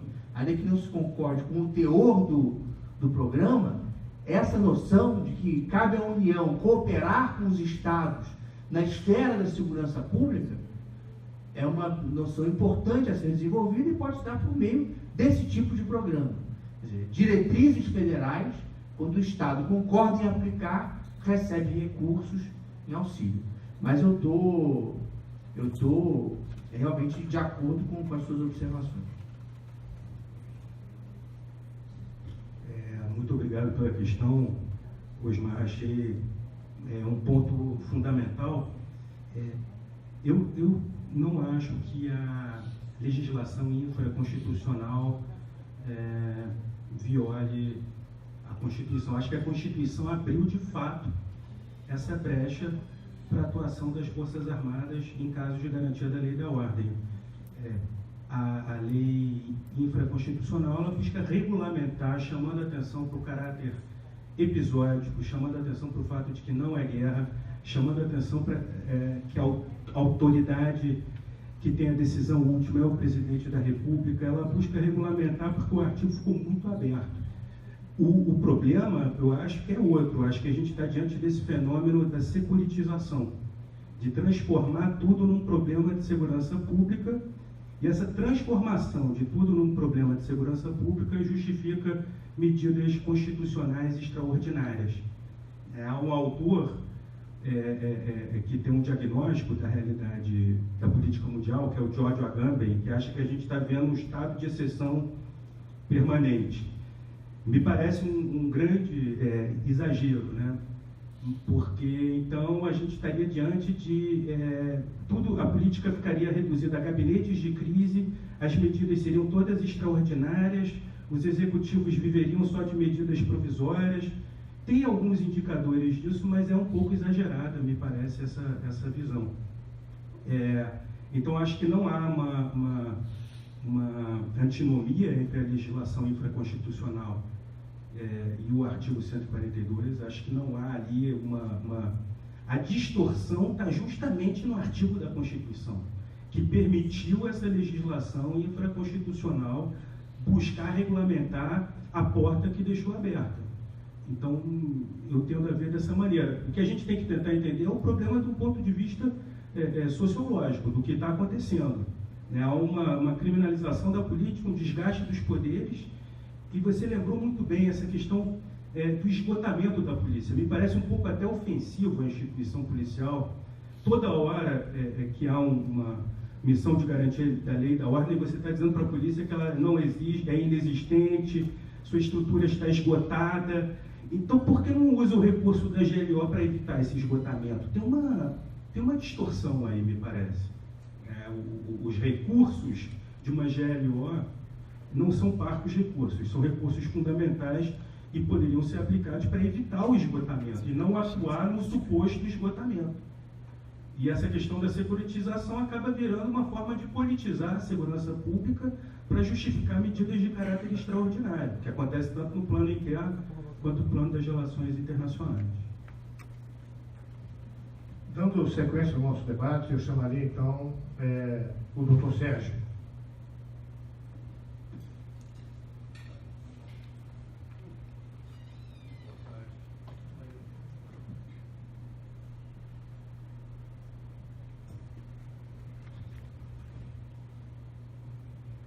Boa tarde, senhores. Professor Guilherme Sandoval, professor doutor Cláudio Pereira, professor doutor Pedro Vilas Boas, senhores oficiais presentes, demais membros da sociedade aqui presentes também. Eu sou professor de processo penal, direito penal, sou conselheiro da 29ª subseção da OAB, no Rio de Janeiro, e criamos recentemente lá uma comissão de segurança pública, da qual sou presidente, Dr. Gustavo, vice-presidente, e sentimos honrados de participar desse debate maravilhoso proporcionado pelos militares aqui presentes. O nosso conceito, na verdade, não queremos concordar nem discordar, porque, a princípio, discordamos da própria Constituição. Apesar de não sermos especialistas, e falar isso na frente de constitucionalistas é uma coisa meio complexa, mas achamos que a nossa Constituição nasceu de uma forma... O nosso constituinte vem de exílio, então nós temos uma Constituição que ela deveria ter um tempo de vida limitado para convocar-se uma nova Constituinte, com o país já democraticamente amadurecido, para que pudéssemos efetivamente ter uma Constituição realmente democrática. Então, nossa primeira crítica é essa, não concordamos com esses elogios todos à Constituição. Em relação à própria segurança pública, pensamos que a insegurança pública começou justamente a partir da própria Constituição, onde o Estado permitiu que o ensino fosse degradado lentamente, que as estruturas do Estado fossem corrompidas e os governantes a 3 níveis, municipais, estaduais e federais, se deixassem envolver por questões que não me cabem aqui alegar, porque nós estamos debatendo corrupção, mas houve uma falha do Estado. Então, a segurança pública não é o Exército, não é a Polícia Militar, não é nada. A segurança pública é a educação. É um poste numa rua escura, é uma rua asfaltada, isso é segurança pública. É uma educação de qualidade para todos, isso pensamos seja segurança pública. Agora, o momento que vivemos hoje é impensável não ter a participação das Forças Armadas no combate à insegurança que vive o cidadão normal do Rio de Janeiro. Não os intelectuais, nem os acadêmicos, não. Povo, nós, que circulamos pelo Rio de Janeiro de carro, de moto, e não tem como, hoje, o Rio de Janeiro conviver sem essa intervenção militar, que eu acho que nem aconteceu ainda, deve estar para acontecer nesses próximos dias, apesar de ser limitada ao final do ano, mas acho que coisas virão aí, espero que sim. E eu gostaria até de enfatizar a necessidade de se prorrogar isso, apesar de ser contra, porque penso que devemos viver num regime democrático, não é? Todo autoritarismo, seja ele de direita ou de esquerda, não é bem-vindo. Ele pode ser até necessário em um determinado momento, mas é um meio, né, para atingirmos um fim, que é a democracia. Hoje estamos num regime democrático, fim, mas que não teve um meio. Ele teve um princípio louco, que aconteceu com o general Figueiredo, que largou, abandonou, né, o Estado na mão de pessoas que vieram do exílio. Então, penso eu que há um equívoco nessa questão toda. Em relação ao Comando Vermelho, por exemplo, o professor falou que o Comando Vermelho é a Rocinha. Não acho que o Comando Vermelho seja a Rocinha, muito pelo contrário, a Rocinha é o povo que lá vive, que nem deveria estar lá.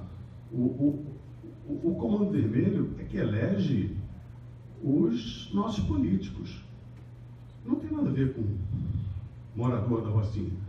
Tem a ver com a eleição dos políticos. E isso tem que ser combatido.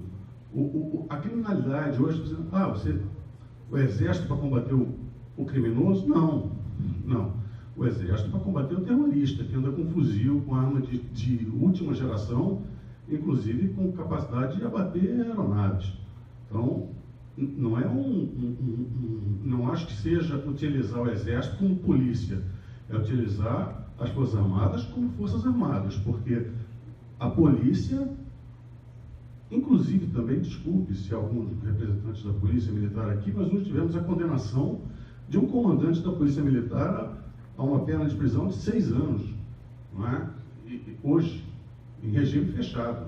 Então, precisamos sim do Exército nesse momento e talvez no momento futuro deva continuar.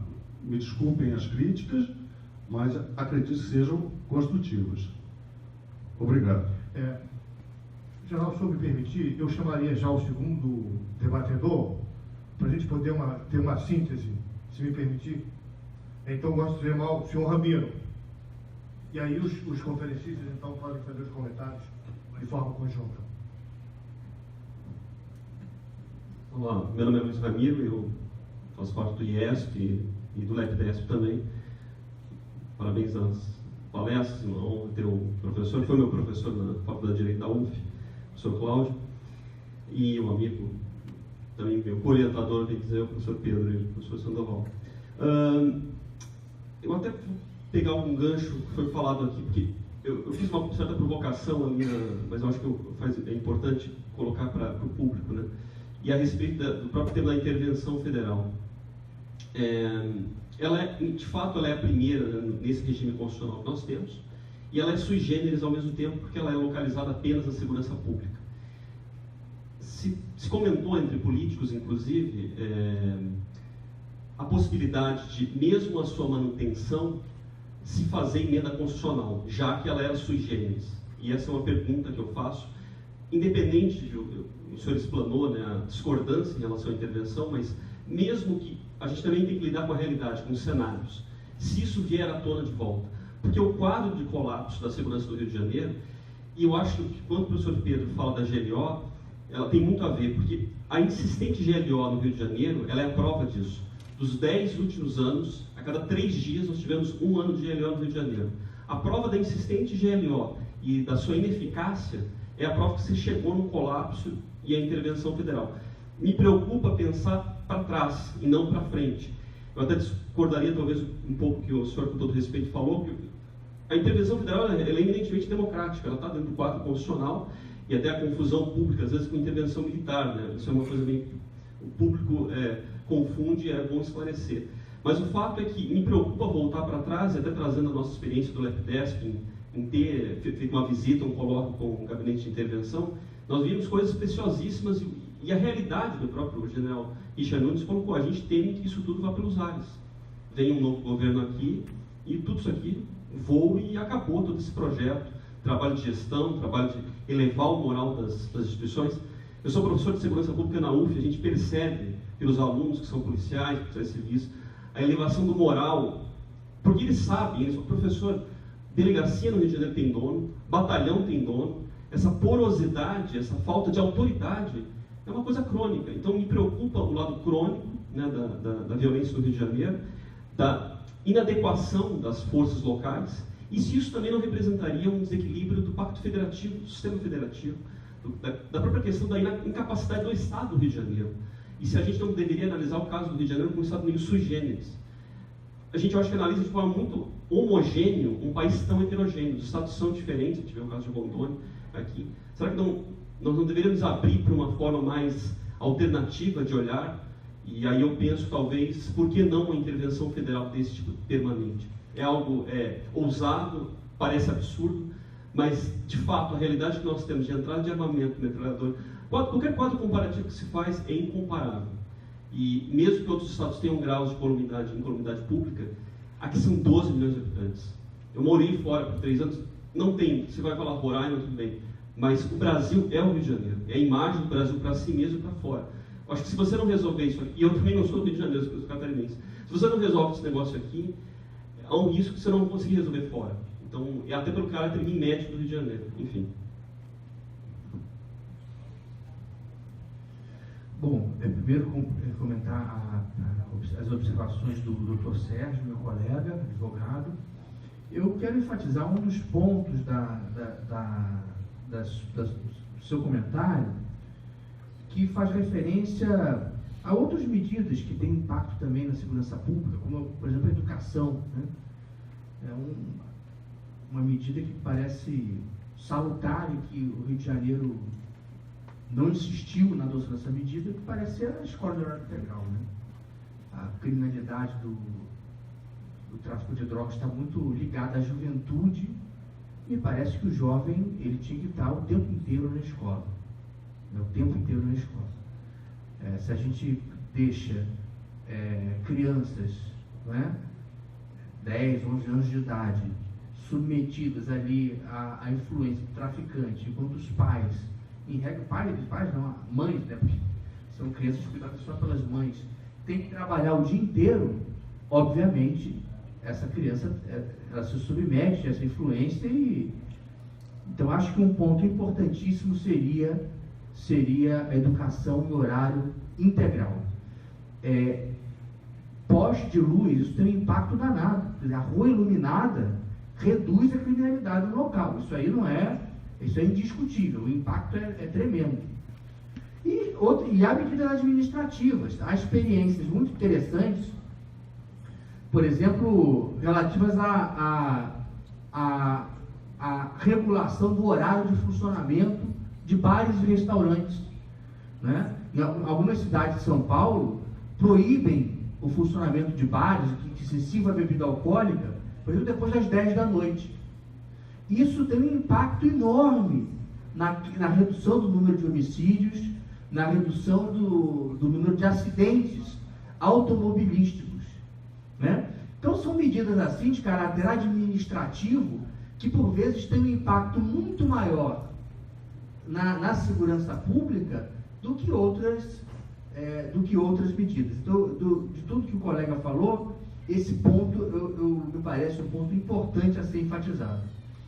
Um outro tema que o Ramiro menciona, me parece que o Ramiro seja simpático a uma ideia que tem sido muito defendida por um professor do IESP, o Christian Lynch, que sustenta a tese de que o Rio deveria se converter numa cidade federal. Ele primeiro começou sustentando que o Rio deveria ser uma segunda capital, porque já de fato exerce um pouco essa função. O número de servidores federais no Rio de Janeiro parece que é superior ao número de servidores estaduais. Já li isso, não me lembro agora dos números, mas já li isso num artigo do Christian. Há diversos órgãos federais sediados no Rio de Janeiro, a sede, por exemplo, da Petrobras está no Rio, e de diversos outros órgãos. Os chefes de Estado muitas vezes visitam a cidade do Rio de Janeiro, grandes eventos são sediados no Rio de Janeiro, portanto o Rio já exerce um pouco o papel de segunda capital. Então sustenta a tese que o Rio deveria se tornar uma cidade federal, superando-se o federalismo simétrico que é praticado no Brasil. O professor Christian sustenta a conveniência da adoção de um federalismo assimétrico. Nem todos os entes da federação são iguais, nem todas as capitais do Brasil são iguais, portanto seria necessário conferir um regime jurídico diferenciado para essas capitais, para essas cidades, em conformidade com as suas especificidades. Eu até sou simpático à ideia, tá? Defendo também que seria conveniente que o Rio se tornasse uma cidade federal. Agora, não posso concordar com essa ideia de se atribuir à intervenção no Estado do Rio de Janeiro um tratamento diferenciado, porque ela teria uma natureza sui generis. Não, a intervenção é sempre excepcional, ela é sempre sui generis, ela não é um mecanismo de uso corrente, não pode ser um mecanismo de uso corrente, né? Então, estou completamente em desacordo com essa tese. Penso que a intervenção que se pratica hoje no Rio é igual, ela é típica, ela se identifica com o que está previsto na Constituição e, portanto, não tem sentido em se permitir a emenda à Constituição na sua vigência. Acho que o colega estava conversando antes aqui do evento com esse hoje, oficial da Polícia Militar do Estado do Tocantins. Ele dita que também o seu Estado tem necessidades e gostaria de cooperação do governo federal. Certamente todos os outros Estados da Federação desejarão também a cooperação do governo federal. Portanto, a concentração de recursos no Rio de Janeiro, sob o pretexto de realização de intervenção, não é justificada de maneira simples, né? Os outros Estados da Federação também têm a sua pretensão legítima à cooperação federativa. Não vai dar tempo de desenvolver agora, mas um tema que eu acho que é inafastável para o Brasil, para a América Latina em particular, mas para todo mundo, é o tema da descriminalização das drogas, pelo menos parcial. É claro que há drogas pesadas que não podem ser descriminalizadas, mas não vejo sentido em nós insistirmos na criminalização do comércio, por exemplo, da maconha, considerando o gravíssimo custo social que está associado à sua repressão. Então, acho que esse é um tema que precisa ser debatido também no Brasil. Obrigado. O doutor Sérgio suscitou aqui algumas questões. Já foi observado que a intervenção é federal e não militar. É claro que a segurança é um conceito amplo, mas parece que nós concordamos com relação a alguns aspectos, como, por exemplo, esse reducionismo constitucional. Eu mencionei que ela não se reduz apenas à atividade policial. Ela tem que ser, sobretudo, um trabalho de prevenção, que se faz com saúde, educação, mas não dá tempo. São medidas que têm temporalidades diferentes. Tem medida de curto, médio e longo prazo. Não dá agora, em determinados locais, porque a gente pensa em segurança pública, pensamos muitas vezes nas facções, no sujeito transitando com um fuzil dentro de favelas, mas não pensamos, às vezes, em pequenos assaltos, roubos, agressões físicas, morais, estupros. Há um conjunto amplo de delitos que ocorrem e que, claro, que pode ser combatido, como disse o professor Cláudio, com questões ligadas a determinados horários, a restrição do uso de álcool em ambiente público. Há um conjunto de medidas que podem ser tomadas. Agora, eu converso sempre com um amigo meu, colega, que trata de questões de educação, e ele comenta, ele faz estudos sobre educação e desigualdade no Brasil. Ele comenta que se nós fizermos agora uma reforma séria no sistema educacional, ele vai impactar em 20 anos. É importante a gente ter em vista a temporalidade. Não quer dizer que a gente deve fazer isso ontem, mas a gente deve pensar, esse discurso também, vamos combater a segurança pública com a educação. É romântico num certo sentido, porque isso vai impactar a longo prazo. Essas temporalidades são importantes, então eu sempre penso nelas. Uma questão fundamental imediatamente é o desemprego, né? Desemprego e violência são coisas... O emprego é muito mais veloz do que a questão da educação, que é uma formação lenta e gradual e depende de uma série de coisas. De modo algum, estou sendo aqui refratário à questão da educação, né? Pelo contrário. Porque quando o senhor diz que vai demorar 20 anos, eu tenho 60 a 30, não, já foi. A 30 falava, a 40 falavam que demora 20. O que fizeram? Nada. A 20 falaram que ia demorar 20. Estaria hoje. O que fizeram?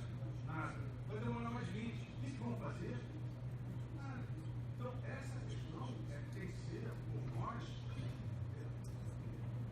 debatida, enxergada e solucionada.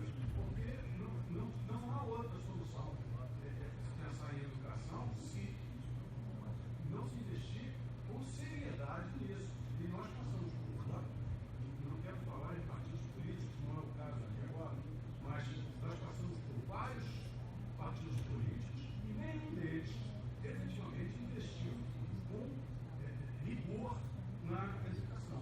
Hoje o problema não é mais a educação. Agora, o problema é de combate. Perdão por interromper.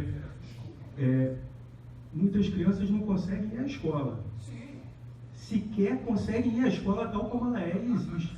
Nas inúmeras escolas que existem em favelas, em determinadas comunidades, O direito de ir e vir está totalmente cerceado. Do aluno, do professor, dos pais que o deixam na escola.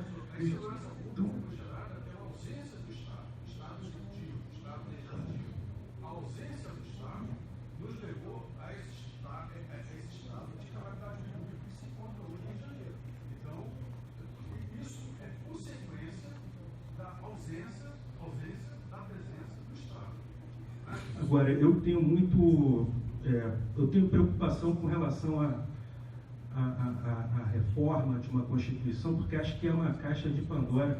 Eu acho que com o Congresso que nós temos, é muito temerário qualquer mudança constitucional. E acho que a democracia não é algo que se retarda, que se faz. A Alemanha, logo depois de destruída e arrasada pela Segunda Guerra, entrou num processo democrático, ainda que sua democracia também fosse extremamente imatura. Com relação à segunda questão, foi uma questão muito bem formulada também. Agora, eu também acho que é problemático. Eu acho que o Rio tem características peculiares, sim, tem uma singularidade, tem uma topografia. Tudo que acontece no Rio irradia e as pessoas confundem o Rio com o próprio Brasil, mas isso é errado. Eu acho que essa confusão tem que ser desfeita.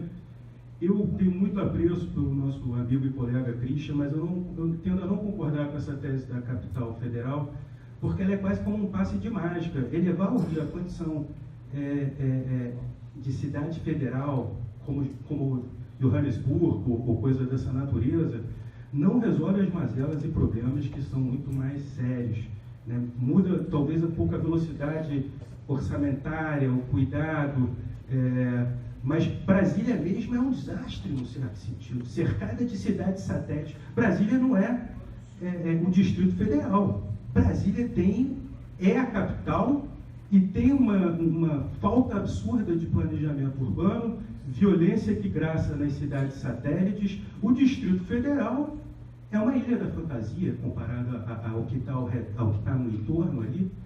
E o entorno não aparece e não é falado. Vamos também transformar em capital as cidades satélites? É um ponto, assim, é porque a gente fica muito aterrorizado com a situação, a penúria e o mundo sombrio que se tornou o Rio de Janeiro, mais talvez pela sensação de insegurança do que pela insegurança estrutural, que eu acho que ela afeta a todos nós de formas distintas, mas intelectuais, jornaleiros, o povo, todo mundo é afetado por isso, porque o medo se propaga e as pessoas mudam seus hábitos e modificam seu cotidiano e a qualidade de vida de todo mundo diminui. A coisa mais básica, e é a partir disso que nasce o Estado moderno, é a segurança. Thomas Hobbes falava em salus populi, salus no sentido de segurança do povo. Para ter educação, para o comércio prosperar, para ter indústria, cultivo, plantação, tudo mais, tem que ter o mínimo, o básico fundamental, que é a segurança. Isso está, essa estrutura do Estado, esse pilar fundamental do Estado está abalado. Então, para ir à escola, tal como ela é, sem grande reforma educacional, precisa garantir a segurança do cidadão, segurança individual e coletiva. Então, só para finalizar, eu acho que eu concordo com o professor Cláudio, a intervenção federal tem que ter um caráter extraordinário, episódico. As Forças Armadas têm responsabilidades hercúleas e enormes, e tem que estar muito atentas à geopolítica, às transformações, à defesa territorial, aérea, marítima. Nós temos um território colossal e missões de altíssima responsabilidade. O que precisamos é melhorar a polícia, valorizar a polícia, e eu sou totalmente favorável, embora não concorde, porque a intervenção federal nasce de um pecado original, que é o interesse político do presidente suspender a reforma da Previdência, mas uma vez que ela foi feita e se aceitou a missão, as Forças Armadas aceitaram a missão, acho que ela vem sendo muito bem feita e vem fazendo mudanças silenciosas que não são veiculadas, porque não tem efeito eleitoral, porque não há interesse. O que há interesse na mídia é narrar a guerra, uma suposta guerra, a tragédia, o enfrentamento com inimigos, fuzis, mas tem reerguido, como disse aqui o professor Ramiro, tem reerguido o moral, recuperado a capacidade operacional. O orçamento está sendo executado, sim, pela conversa que nós tivemos com o Gabinete Federal. Não é pouco conseguir 1 bilhão e 200 milhões, várias novas viaturas, pessoas que foram aprovadas em concurso público tomaram posse. E esse enfrentamento diminuiu o número de roubo de cargas, diminuiu o número de roubos, aumentou o número de homicídios em relação ao ano passado. Mas esse aumenta porque hoje em dia não tem como escapar ao enfrentamento, porque toda vez que as Forças Armadas chegam, são muitas vezes recebidas a tiro, a bala, e com armamento de guerra. Há uma corrida armamentista com arsenal de guerra sem precedente na história do país, e sobretudo do Rio de Janeiro. Então é muito difícil, a gente realmente tem que se debruçar sobre esse tema, é muito delicada, é muito complicada a situação. A saída das Forças Armadas não deve representar a denúncia do esgotamento das forças policiais. Pelo contrário, o trabalho tem sido feito para aumentar a capacidade operacional, reerguer o moral, que parece uma coisa muito pequena, mas é recuperar a autoestima desses policiais que estão lá embaixo, que tem medo de voltar para casa, tem medo de morrer. A polícia, que é uma força, é o reflexo, a irradiação da soberania da força estatal, tem medo de morrer, revela uma ousadia do crime sem precedente. Isso é muito grave. Então, acho até que os candidatos, a questão da segurança pública está pautando o debate eleitoral, mas de forma ainda muito tímida. A gente vê os candidatos sem profundidade, muito rasos nesse debate. Todos eles,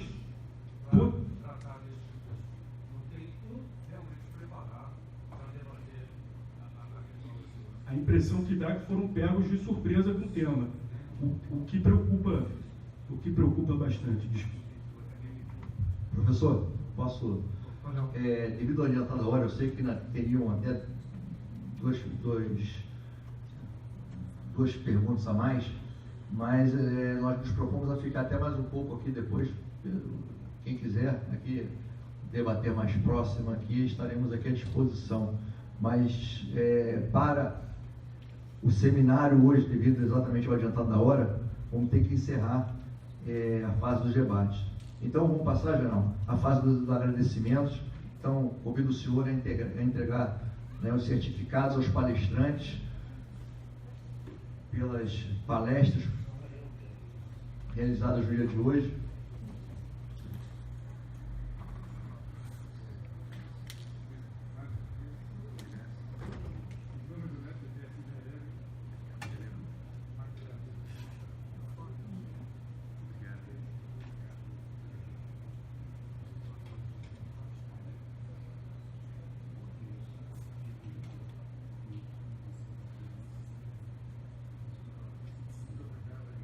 Solicitando também uma salva de palmas aos palestrantes de hoje também.